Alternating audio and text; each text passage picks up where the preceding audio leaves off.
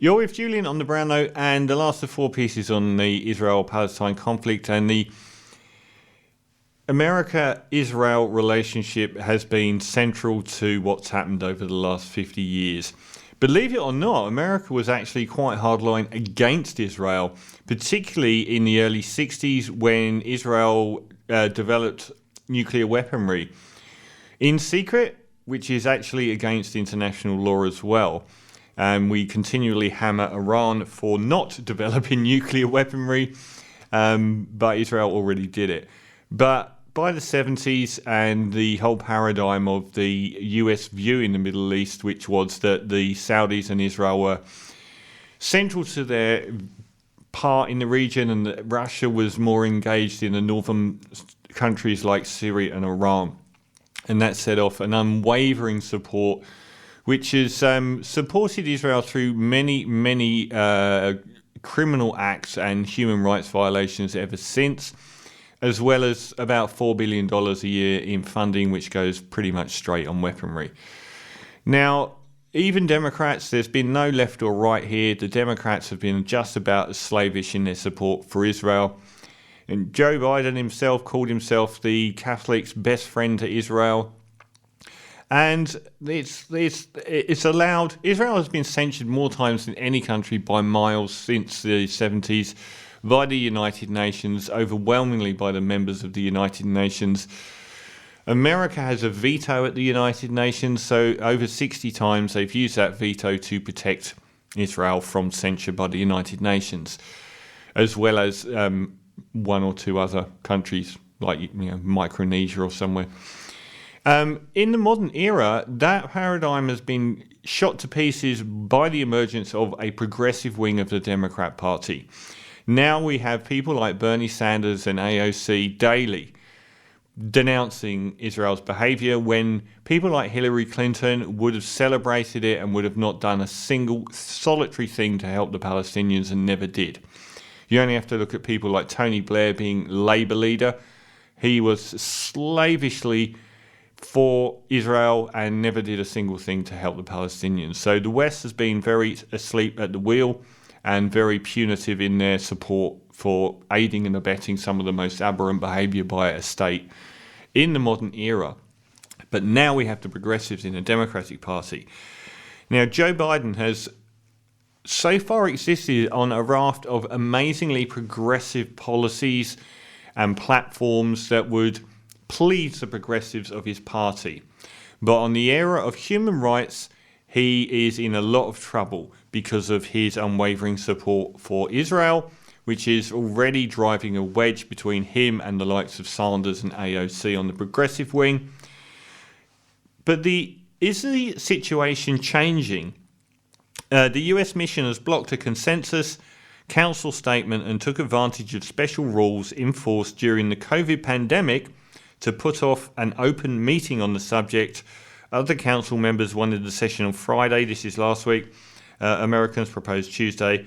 Overall, the UN has come out of the week looking sluggish and hamstrung whilst people are dying in Gaza and Israel. At the same time, Biden's administration has lost a substantial amount of the goodwill its promises to put multiculturalism and human rights at the centre of its foreign policy were received by rivals and allies alike as having substantial loopholes when it came to the issue of Israel. The US alone blocked a council statement on the worsening situation in the region as pressure built on the US as the week progressed. Turkey and some Arab members began pushing for a UN General Assembly meeting where the US would not have a veto and would only muster a couple of votes amongst the 193 member states. Sadly, I think Australia would be one of them. Steadfast support for Israel has been a consistent US policy at the United Nations through both Democratic and Republican administrations. The Obama administration decision to abstain in a vote condemning Israeli settlement building in its last weeks in office is now seen as an anomaly and not a direction Biden seems likely to follow. However, the blunt tactics used last week have cost the US leverage at a time it's been claiming multilateralism is back and has been at the forefront of efforts to shame China and Russia into joining council statements about human rights abuses Every time the Israel-America situation comes up, people like China say, you're criticizing us and Russia as well. But apparently, behind the scenes, things are different. And just today, Biden's language changed. So there's a lot going on in America that wasn't there a few years ago. In his staunch defense of Israel, Biden is sticking to a course set decades ago. But American Jews have grown increasingly skeptical of Netanyahu and his policies. A Pew Research survey published last week found only 40% of American Jews thought the Prime Minister was providing good leadership, falling to 32% amongst younger Jews in America. The Jews that go to college age now, they're not supportive of the state of Israel's policies, and they don't want to wear it. They don't want to be blamed for these right-wing policies. Jews in America are incredibly liberal people on just about every issue. In fact, they're often out there supporting the human rights issues of the day, from gay marriage to whatever. They're out there and promoting these values and finding it more and more difficult to equate that value system with support for someone supported by Donald Trump, for a start. Strikingly, only 34% of American Jews strongly opposed sanctions against Israel. A prominent progressive Jewish writer, Peter Beinart, wrote a commentary in the New York Times last week, arguing for the right of Palestinian refugees to return as the only long-term solution to the cycle of violence. The East Jerusalem evictions are so combustible because they continue a pattern of expulsion that's as old as Israel itself.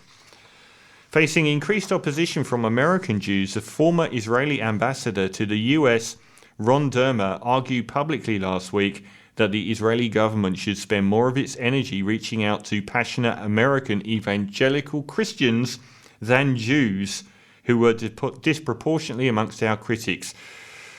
Think about that. A former Israeli ambassador saying that they should spend more time reaching out to American evangelical Christians than Jews. Now, the right-wing support of Israel is a hugely interesting conundrum. We have President Trump supporting the white supremacists marching on the streets of Charleston, waving actual swastika flags, chanting actual anti-Jewish slogans. Yet many of these racists are incredibly for the state of Israel. They love Israel but hate Jews. This is one of the most schizophrenic positions that is imaginable. They really like hard right-wing Israel and its treatment of the Muslim and Palestinian population. Also the Palestinian Christian population. But at the same time, they really don't like Jewish people. It's a very weird thing. The biggest supporters, white supremacists actually support the state of Israel. The biggest supporters of the state of Israel globally now are not Jews in America, they are evangelical Christians in America. And 90% of those voted for Donald Trump. It's a very strange world. Now, why do evangelical Christians... I can understand why racists really support the state of Israel, but why do evangelical Christians support the state of Israel overwhelmingly? If you don't know, it's terrifying. An overwhelming majority of evangelical Christians in America believe that the end of days is coming in this generation or the next. They genuinely believe that the second coming of Christ is coming and the rapture will happen, and that everybody that is a Christian will be raised up into heaven and everyone else will be killed. They actually believe that Jews that don't become Christians should be killed by God. With friends like that, who needs enemies? So they genuinely think that it's a biblical prophecy that the end of the world will come from the Middle East. And it will result in, and part of that biblical prophecy is that the Jews have to own all the area to the sea or something like that. But Biden can't afford to do this. It was progressives that supported him, and the support of prominent figures such as Bernie Sanders helped Biden win the presidency where Clinton failed.